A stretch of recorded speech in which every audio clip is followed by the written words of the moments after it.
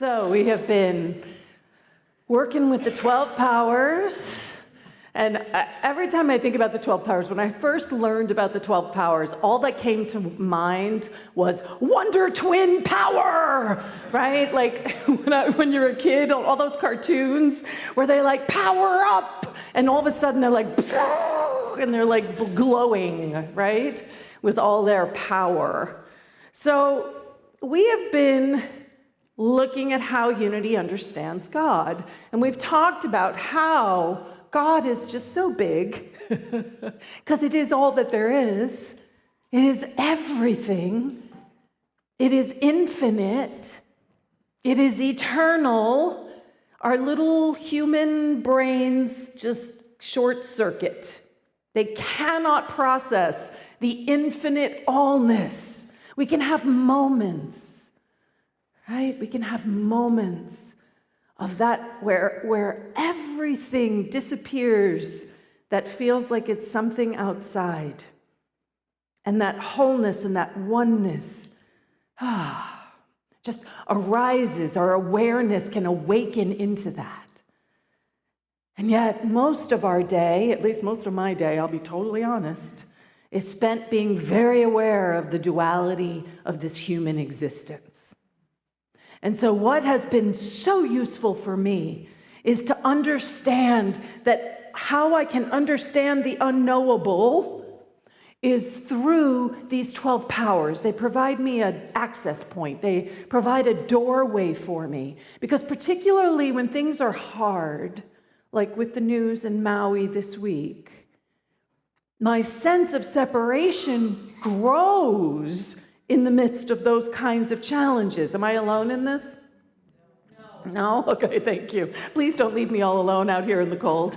And the practice that we step into again and again and again is to remember that what feels so real isn't all that there is. It's part of what is. And so the 12 powers become a way into the Christness that I am.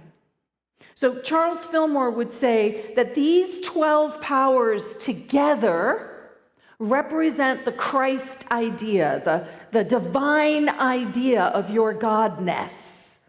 It is through all 12 of them that we can reveal, as Jesus, the way shower, did, the truth of who we are. And some of us have, so the thing to remember is these powers are alive in us always. They're not something we have to get. We already have these capacities. The question is, how are we using them? How are we bringing them forth in life? Charles Fillmore says we must consciously engage and take responsibility for developing, refining, and transmuting our spiritual and creative potentials. I love that. Transmuting. This is that piece of transformation that we talk about in Unity a lot. We talk about the spiritual awakening, which is a transformation in understanding, in consciousness. And so we started off with faith, imagination, and release. Faith is our ability to be able to perceive and to actually believe something. Now, we all have faith. The question is, what do you have faith in? Do you have faith in the fact that everything's going to go wrong? Or do you have faith in the underlying principle of love? Those are, in some ways, that's sort of the choice, right? It's like the opposite of faith is fear. That's the opposite of faith. So faith is our ability to actually believe, but what do we believe? We all have faith, but what do we have faith in? Our imagination, our ability to image, to picture, to conceptualize. Again, what are we imagining? Are we imagining a world that works for everyone? Are we imagining a world that is whole? Or are we so stuck in the narrative of death and destruction that we can't imagine anything else? The ability to release 95% of spiritual liberation is release. We have to let go of the stories that we carry. We have to let go of the narratives that may have served us really well when at another point in our life. But at this moment, what will serve you? What do you want to have faith in, and what do you want to imagine? And can you release everything else? And then we have zeal. Zeal is sort of my calling card, right? And zeal is our ability to bring passion to something. Zeal is our ability to start something, to stay motivated with something. But it's not enough to be motivated. How many people in here have started something and it never actually gets off the ground?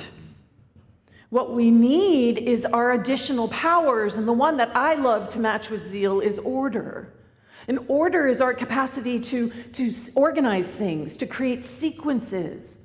And most importantly, order is our ability to adjust, pivot with what's actually happening right now. And every time we pivot, we can bring our zeal back online because we're kind of starting anew. In the reading that Brandy did so beautifully, she talked about, I am made new in every moment. How do we live into that? The 12 powers offer us a vehicle. Love. Love is the greatest power of them all. It is our ability to harmonize and to unify. Love is our ability. It is not something that is just out there that impacts us. Can you feel the difference? Love is our capacity to harmonize. It's not magic. It's us. We are the hands, we are the feet, we are the voice, we are the place, the space, where in time and in space something new can arise. And how we do that is through our power, which is our ability to have dominion and control over ourselves. It's over us. We're not looking to have dominion and control over others. We are looking to control our own impulses. And we want to do that from a place of love. Can you feel how these all weave together? And then we have life, which is life. This is the life of God, the life that is ever present, the life that never ends. You know, science will tell you that energy is never destroyed, it's only transformed. That is a demonstration of the eternality of life. It can never be destroyed. It is transformed. It becomes something new. And that's what we are being invited into personally over and over and over again. Can we be made new? And how we do that is through our power of understanding, spiritual understanding, our ability to be able to perceive and comprehend. And one of the things I love about understanding is that this is how we show up as the presence.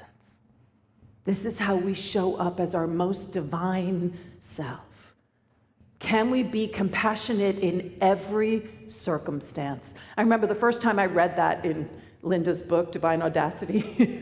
Bring compassion to every circumstance. I don't know about you, but I don't live that. I try to live that, but I don't live that. I get annoyed. I get irritated. I get frustrated. Anybody in here agree? Okay? I've said it before, people are irritating. But it is through our spiritual understanding that we bring, it's our practice, that we feel those things rise up in us, like, oh, what is wrong with that person? To be able to turn it around and say, oh, what's wrong with me right now? What am I not accessing in this moment that I am putting it all on them? How can I realign myself? And it's through our spiritual understanding, the call to be the presence in all circumstances. And we get to bring wisdom to that. We get to bring our ability to discern, to be able to evaluate. But that wisdom is anchored in love. It's not anchored in judgment. So we are evaluating and discerning not from a place of what is wrong. Can you feel the difference? I had a quote last week where Charles was saying that when our wisdom faculty is not anchored in the truth of who we are, what happens is we become incredibly judgmental and critical, and all we're doing is finding fault. All we're doing is seeing where things aren't the way they should be. That is a sign that our wisdom faculty is not grounded in our spiritual understanding. And our ability to choose, which is our will, that is what we also need to bring online. But again, not my will, but thy will. And by thy, what we mean by that in unity is not my ego's understanding of how things should look, but my divine understanding of how things should look, the knower that knows. And when we access the divine will that we are, it actually doesn't require a whole lot of efforting. Anybody in here ever feel like they're efforting in life? You're just trying to make something happen? Anybody feel that? Okay, can I get an amen on that? Thank you. So when we are able to access divine will, all that efforting falls away. All that sense of it has to be, the square peg in the round hole. And if I chip at it and bang it and hammer it enough, I will force that square peg into that round hole, which we can do. We absolutely can do it. How many people in here have done that? I've done it. How did it ultimately work out for you, though? I know it never really worked out for me. There was always a moment at the end of like, oh, what? I spent all that time, all that energy, all that whatever. Strength is our ability to stay the course and to persevere. And I have strength last because strength loops right back again around with where I started with faith. Because what we want our strength to be grounded in is what it is that we believe, which is not our fear, but it is our faith. And that from that place of strength, we can persevere through the circumstances that make it seem as if it's just nothing's ever going to change. Anybody in here ever feel like that? Nothing's ever going to change?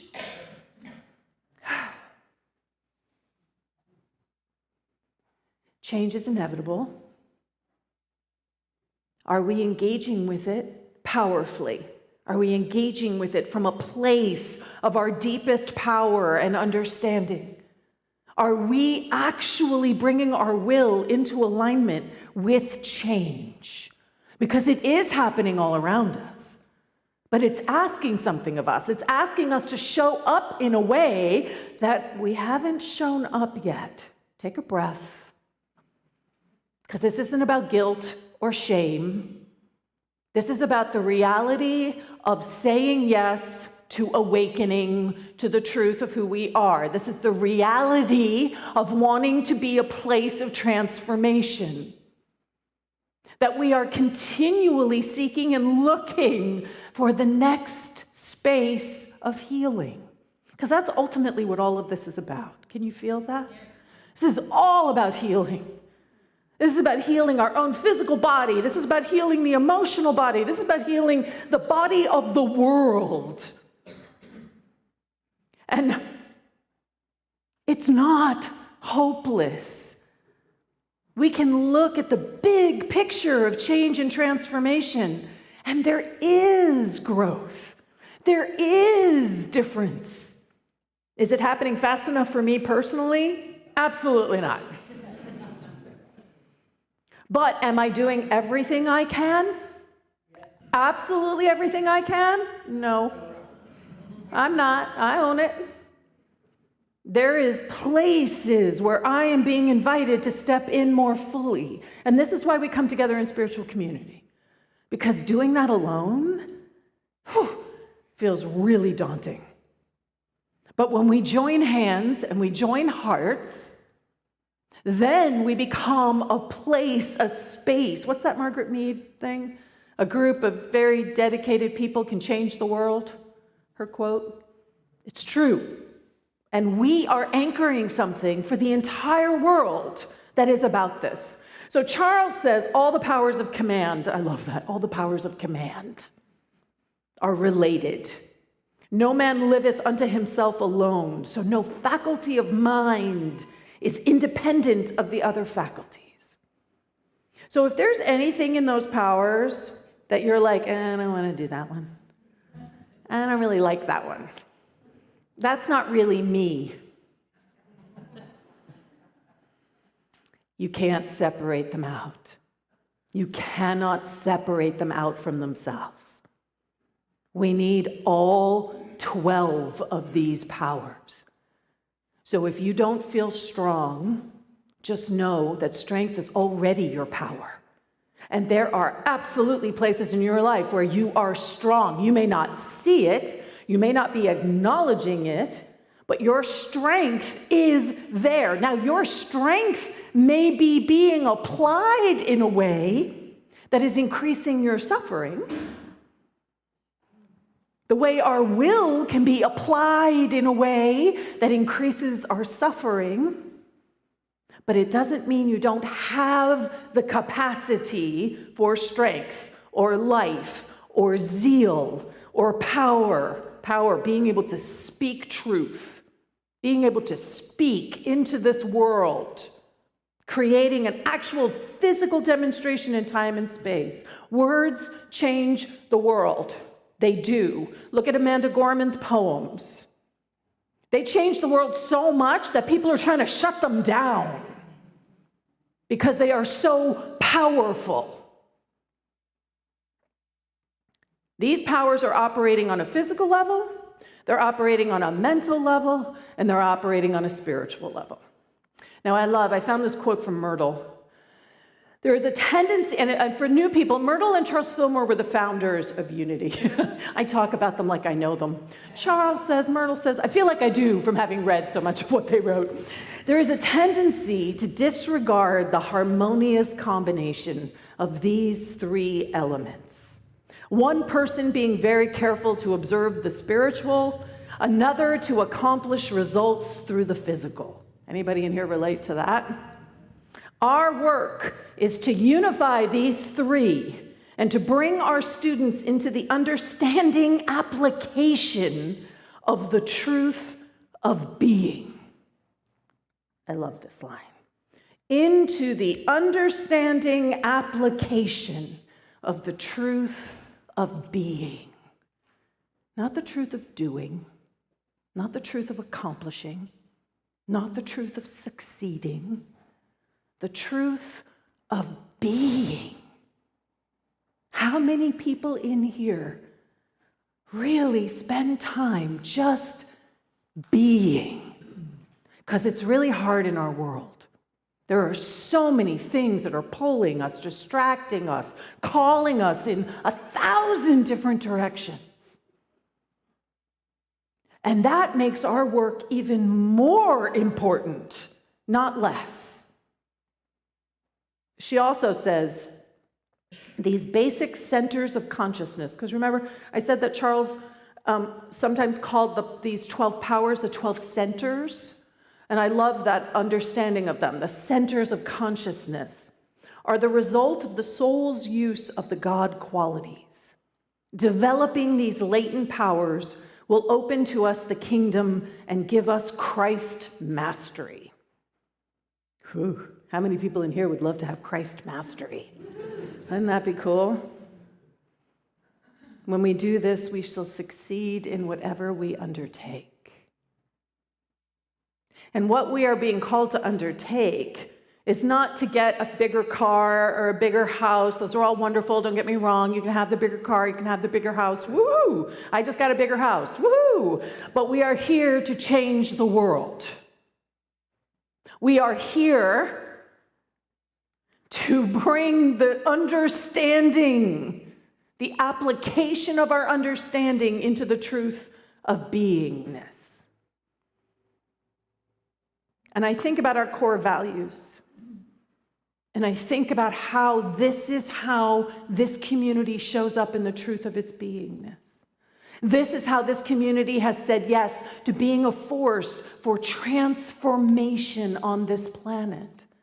Our connectivity, living in an awareness of unity with all. Whew, that's kind of like being kind in every circumstance, right? Being compassionate in every circumstance. Living in awareness of unity with all. It's a calling. It is something we are being invited to dance with. Cultivating a safe space to celebrate diversity and value the uniqueness of every person. What kind of world would we live in? Now, this is where I want you to bring your imagination. Imagine a world that is a safe space to celebrate diversity and value the uniqueness of every person. That's what we're being invited to inhabit. And then authenticity, being true to ourselves, our values, and spirit. That is asking us to bring all of these online, all of these 12 powers. So we started with, how are you limiting your vision of what's possible, week 1 of the 12 powers? And then we moved to, how are you limiting your capacity to access and manifest that vision? And we talked about how the 12 powers can support you in that. And then we have been sitting with, how are you limiting your capacity to become the vision? Because as Michael Beckwith says, you cannot have anything in life that you are not willing to become in consciousness. It doesn't, thoughts and prayers are amazing things. But if we don't become the thought and we don't become the prayer, then the world doesn't shift. We have to become it. And the 12 powers are this avenue that allows us to grow and to open and to find our edges. Some of us already have a really good anchor maybe on our imagination and our strength and our life and our zeal. Well, how are you doing with the love thing? How are you doing with the order thing? The invitation is to look at how can these dance together within you? Because how these 12 divine ideas express as you is going to be your unique personhood. And remember, that's part of inclusivity, that we're making space for each person's uniqueness. There is a space for you. I know we don't feel like that all the time. We don't feel like we belong. We don't feel like there's a space. Can we imagine that together? Can we imagine a space of true belonging? The seeds of it are right here, right now. The other piece that we're continually being invited into, as I said before, it's about healing. It's about healing ourselves. It's about healing the body. It's about healing the body that is the world. So I'm going to invite Melanie Carter to come on in. Jeremy, can you just go check and see? She's out watching in the courtyard. So if you could bring her in, and then we're going to step into a meditation. Hopefully she's coming. So Melanie is stepping into chemotherapy very shortly. So she's been outside because she's masked. There she is.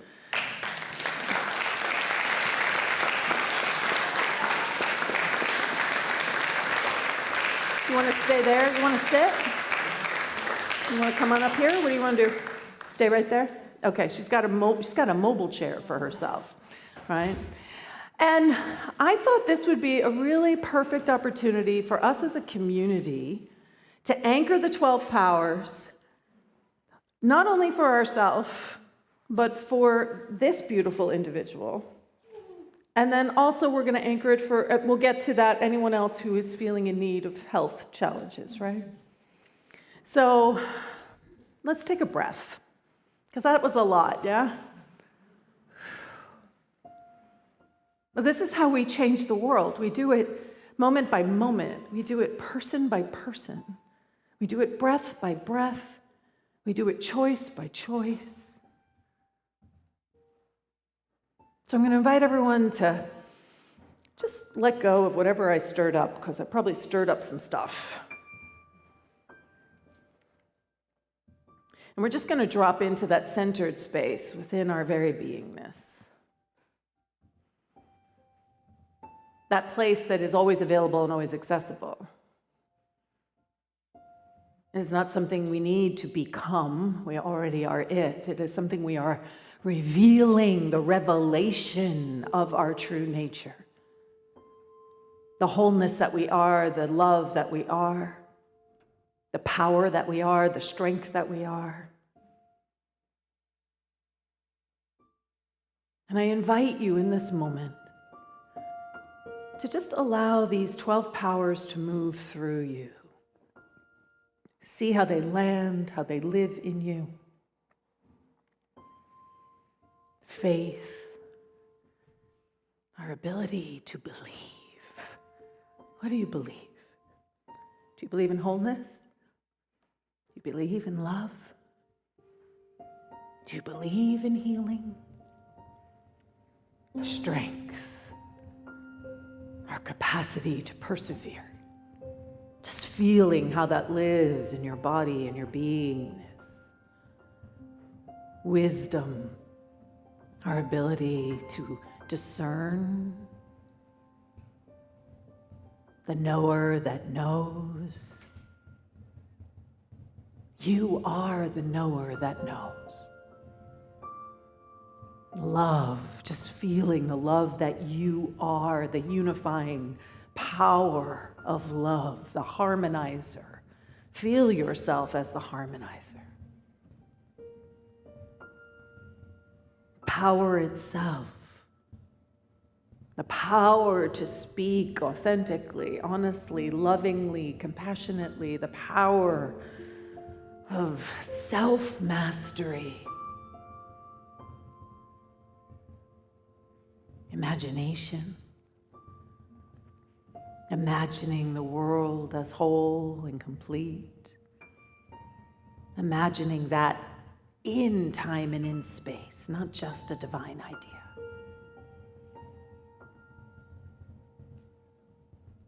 Spiritual understanding, where does that live for you? Your ability to actually be the presence in time and in space.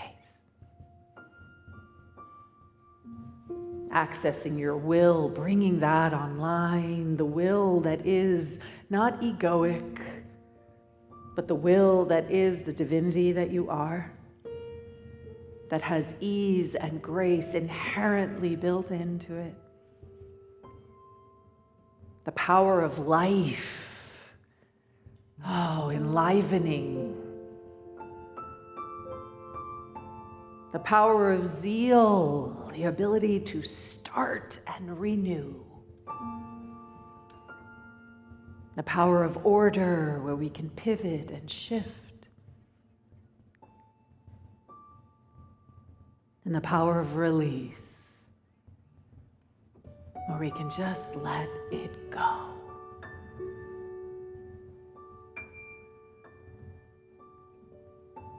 And as you know these powers within yourself, however they live in you, however you have an awareness of them, I invite you right now to know the truth of these powers for Melanie. I invite you to see her faith, strong, anchored in her strength, her capacity to persevere. seeing her wisdom, her ability to discern and evaluate and know the knower that knows. Linked to order, knowing if she needs to pivot or shift or change. All of it held in spiritual understanding. I invite you to shower this woman with love. Every cell, I invite you to see every cell, every atom, every form and function of her being harmonized right now.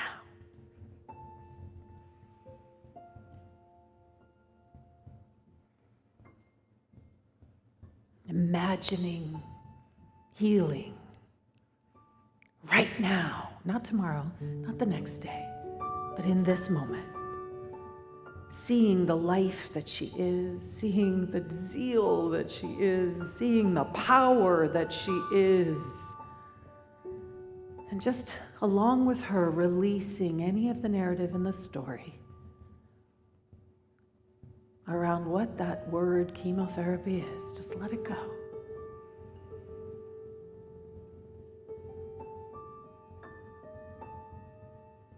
So we see Melanie anchored in the truth of her being. We see her walking through this with ease and grace. We see all of her capacities online, activated, fully present. We know that healing is the activity of this day. And if there is anyone in this room or anyone online who is in need of healing this day, if you want to either just raise your hand or stand up or just make it known in the space. And in this moment, I invite all of us to encircle each person to see their wholeness, to see their powers fully activated so that their Christ nature, the healing that is our birthright, revealing itself with so much ease, with so much grace.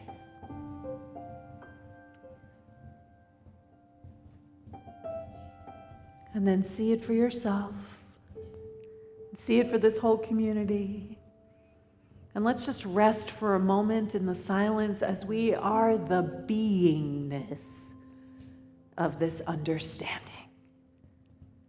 We are whole.